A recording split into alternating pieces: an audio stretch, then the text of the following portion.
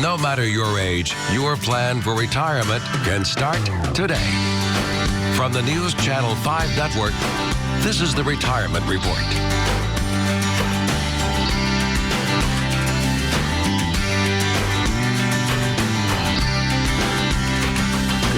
Good morning. Welcome to the Retirement Report. I'm Hank Parrott, your host.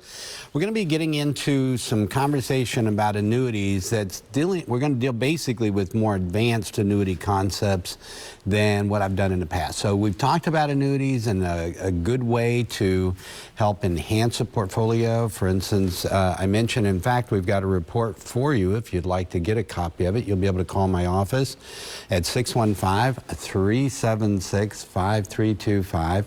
And what the report does is we've got there's two different ones. One of them was done by Roger Ibbotson, who's known for his bond research.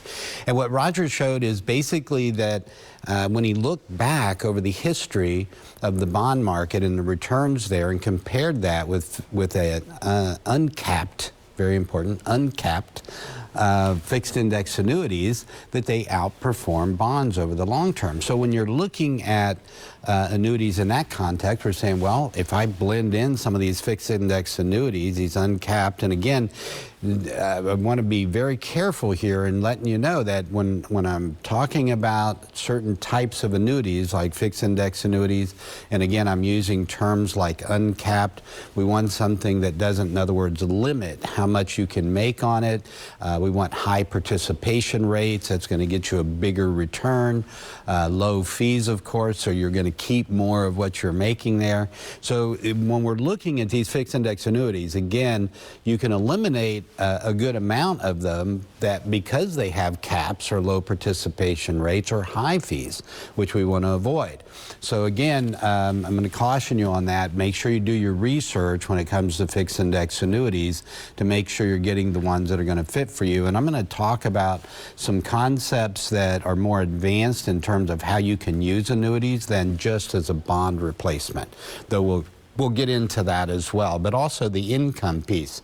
What we're looking for when you think about it, when you retire, you've accumulated funds, right? You've been saving in your 401ks and other type of savings vehicles, whether it's retirement accounts or outside of a retirement account, whether it's traditional IRAs, Roth IRAs, or just money that you've saved up and you have in a brokerage account that's maybe invested in the market or even just sitting in the bank.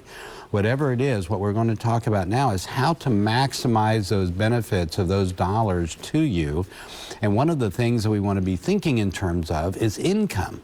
So it's not just what's the lump sum that I have, it's how much income can I generate off of that sum of money safely without worrying about running out of money during my lifetime. This is all of our goals. And it's one of the biggest fears we all have, is that we're going to end up destitute in our elder years because we haven't planned well.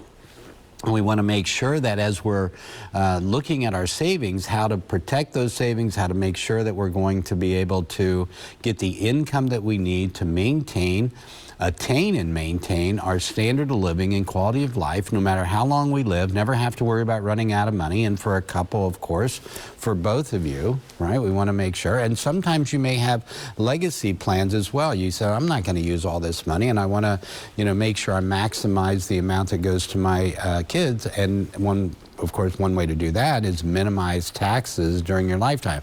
So there's so many different ways that you can use annuities to help accomplish that goal in with your investment portfolio, in with your other savings, monies in the market, that type of thing. It's how to put all this together. So Nationwide Retirement Institute has a great piece out, and this one was actually designed it's called Advanced Marketing, Annuity Marketing Concepts. And this piece was actually designed more for the advisors to learn more about these concepts, to be able to share them with their clients and help them accomplish their goals.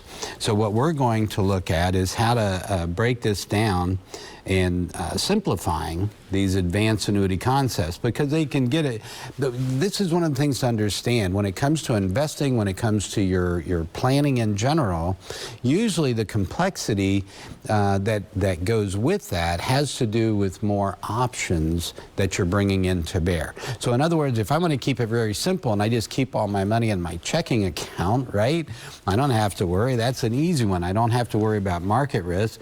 What do I have to worry about, though, of course, is that it's not going to keep up with inflation and taxes, and the purchasing power of those dollars will go down. So what we have to think in terms of, well, how can I add in a little bit of risk so that I can improve my returns to accomplish my financial goals?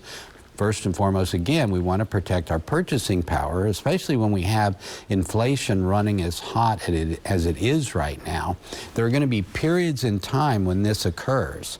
Okay, if we look over the long term, and I've got a piece here I'll share with you that, let's see here, I think this is Bureau of Labor Statistics, that gets into inflation. And so when we look at, we haven't seen inflation like this back since the late 70s and early 80s. And at that time, inflation was running in double digits. In 1979, it was 11.35%. In fact, throughout the 70s and 80s, it ranged from, 6 to 13%.